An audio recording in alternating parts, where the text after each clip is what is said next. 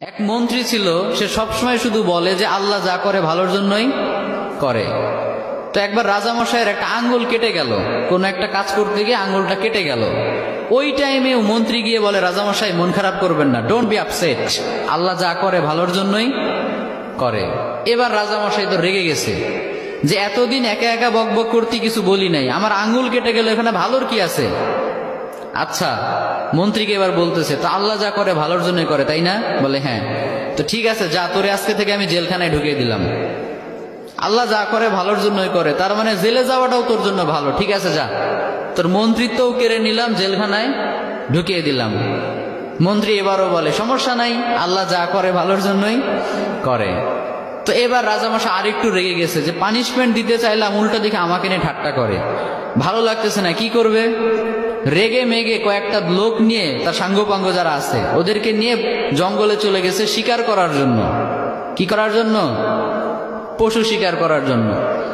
তো পশু শিকার করছে করছে, ইন দ্য মিন টাইম কয়েকটা লোক তাদের উপর হামলা করলো। এরা হলো জঙ্গলি মানুষ, এদেরকে কি বলে? জঙ্গলি মানুষ, বুঝতে পারছেন? মানে এরা জঙ্গলি, ওদের ওপর হামলা। এই হামলা দেখে বাকি যারা ছিল রাজামশাই বাদে সবগুলো ভৌ দৌড়, এক দৌড়ে পলাই। চাচা আপন প্রাণ বাঁচা, নিজে বাঁচলে বাপের নাম, রাজামশাই মরলে মরুক, আমরা বাঁচি। আর রাজামশাই তো সুখে শান্তিতে বসবাস, দৌড়ানোর প্র্যাকটিস নাই। ওই আল্লাহর বান্দা একটু দৌড় দিতে না দিতে ধরা পড়ে গেছে। আর অন্যদের তো হেঁটে দৌড়ে অভ্যাস আছে, ওরা পালিয়ে গেছে। এখন রাজামশাইকে সবাই ধরে নিয়ে চলে গেছে এক জায়গায়। আসলে রাজামশাইকে তারা নিয়ে গিয়েছে জবাই করার জন্য। কি করার জন্য? তাদের বিশ্বাস মতে প্রত্যেকটা বছর তারা তাদের দেবদেবীর উদ্দেশ্যে একটা করে মানুষ উৎসর্গ করে।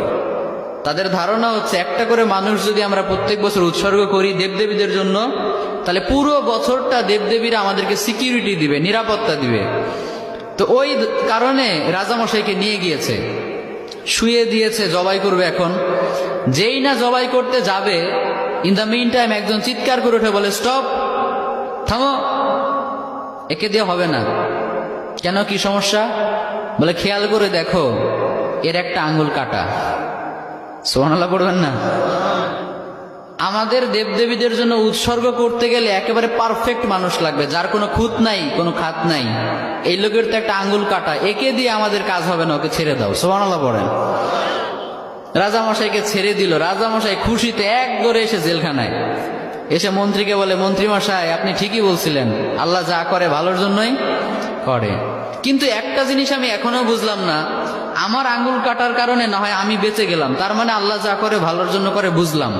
তা আপনাকে যে জেলখানায় দিলাম, এখানে আপনার কি ভালো, এটা তো বুঝলাম না। মন্ত্রী মশাই বলে, রাজামশাই এখনো বুঝেন নাই? আচ্ছা বলেন তো, আমি যদি আজকে জেলে না থেকে বাইরে থাকতাম, আপনি শিকার করতে কাকে নিতেন সাথে? বলে, তোমাকেই তো নিতাম। তো আমি যদি আপনার সাথে যেতাম আর আমাদের উপর যদি আক্রমণ হতো, আমি কি আপনাকে রেখে পালাতে পারতাম?